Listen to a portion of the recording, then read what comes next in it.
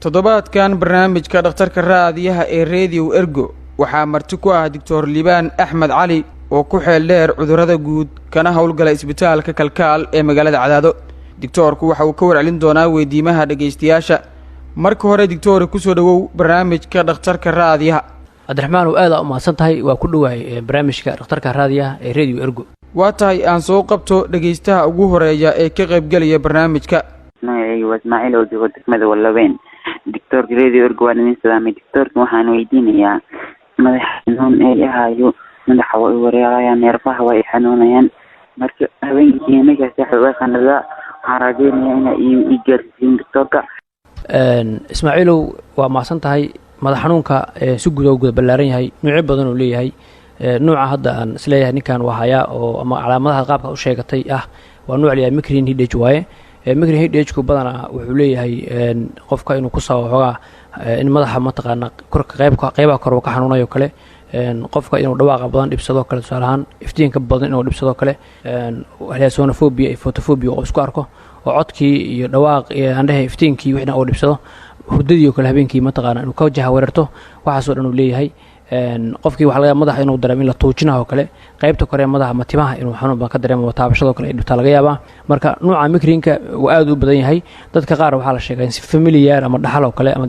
waalidkood u badan yahay oo kale xaaladaha noocaas oo kale ama walaaladu ay qabaan oo kale in asigana mataqaana uu qabi karo haddii laga yaabo xaalad gooni inay ku sababeydana tusaale ahaan qofku environment-iga iyo meesha uu joogo ay ku sababaydo meel booq badan ay tahay meel dhawaaq badan meel iftiinkiidu badan yahay oo kale ayadana waa taqaanaa waa laga yaabaa badan inuu ku soo laalaabto oo frequency aad u batay soo laalaabashadii marka xalka ugu wanaagsan waxa waaye qofka badan inuu nasiino sameeyo inuu biyo badan isticmaalo waxa kale laga rabaa qofka inuu yaani badan habeenkii ku seexano kale leerka ama iftiinka uu isticmaalo uu iska damiyo waxa kale oo iyaduna muhiim ah qofka inuu qaato waxyaalaha vitaminiska ay ku badan tahay ama kuwa diyaarsan vitaminaha noqdaan ama cunooyinka ama qudaarta oo kale vitamin inuu aad u isticmaalo waa muhiim waaye biyo badan inuu isticmaalana muhiim u tahay sidoo kale haddii intaas wax uu tari waayo qofka macnaha wuxuu geli waayaan inuu daawooyin isticmaalo dhakhtarna la xiriiro daawooyinka ugu muhiimsan sida aspirin-ka oo kale inta la sheegi karo paracetamol-ka oo kale kamid ah inta kale dhakhtar qofka inuu la xiriiro waayo haddii madax xanuunka aad u bato oo kale waxaa dhici karta in xaalad gudaha ay jirta laga yaabo maskaxda xaggeeda sida mataqaana burooyin inay jiri karaan laga yaabaa marka haddii madax xanuunka qofka ku soo laabto iyaduna waa muhiim inuu dhakhtar la xiriiro si iskaan mataqaana MRI oo kale madaxa looga saaro insha Allah tacaala. waad mahadsantahay Dictore. weli dhegeystayaal waxaad la socotaan barnaamijka dhakhtarka raadiyaha haddii aad qabto su'aal waxaad codkaaga noogu reebi kartaa lambarka gaaban ee 2012 oo si lacag la'aan aad codkaaga noogu duubi karto aan soo qabto markaan dhageystaha labaad ee su'aashana soo weydiiyey. waan salaamayaa Radio Ergo mar labaad iyo mar saddexaad dalkan waxaan ka soo gudbinayaa marka dhakhtarka raadiyo soo galo waxaan weydiinayaa waxa keena gororka sanka iyo ilkaha dhiigeeyo waa mahadsantihiin Radio Ergo. Cabdiraxmaan uu dhageystahan oo aan noo sheegin halka uu joogo iyo magaciisa intaba wuxuuna weydiiyay laba su'aal oo saaran su'aasha koowaad aan ku hormarina insha Allah tacaala oo ah sangororka sangororka sida caadiga sanka waa xubin kamid ah xubnaha la yiraahdo mareenka waxayna qaabilsan tahay in hawada marayda halkaas mataqaana ay yara kuleydo diirimaad ay u sameeydo sidoo kale in mataqaana waxyaabaha wasaqda ee gudaha hawada mareenka aadi lahaa sidoo kale sanka uu ka reebo ayuu sanku qaabilsan yahay wuxuuna ka kooban yahay sanku xidido iyo sidoo kale xoobo jilicsan oo ka kooban yahay kuwaas oo u nugul waxyaabo badan oo arki doono sandiga ama sangororka mararka qaar wuxuu yimaadaa haddii qofka sankiisu badana uu la kulmo hawo badan oo qalalan tusaale ahaan haddii biicada hawadooda ay aad u kulusho kale waxaa dhacayda in xubabkii iyo xiidadii halkaas ay u nuglaadaan hawadaas qalalan kadibna ay dilaac sameeyaan kadibna meeshaas dhiigbax uu ka yimaado sidoo kale waxaa la sheegaa dadka markii hergab uu ku dhaco kale tusaale ahaan hergabka kadib in mataqaana qofkii uu isku arki karo mararka qaar in sankii dhiig uu ka yimaado qofka haddii uu isku dayo kale mararka qaar inuu diifka saa'id iskaga siimiyo kale macnaha hergabka kadib waa la sheegaa mararka qaar inay keeni karto sangororka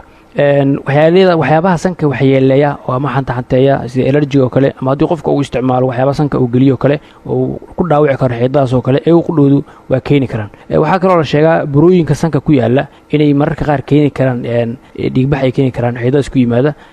waxaa kale dadka waayeelka oo kale ama dadka aan hore isku ogeyn dhiig karka oo kale haddii dhiig aad u kaco kale pressureka oo kale xiidadaas maadaama xiidada nugul ay yihiin oo kale badanaa waxaa dhacda in xiidadaas dilaac sameeyaan kadibna uu dhiig ka yimaada sanka qaliimada qaarkood lagu sameeyo waa keeni karaa dhiiqdhoodu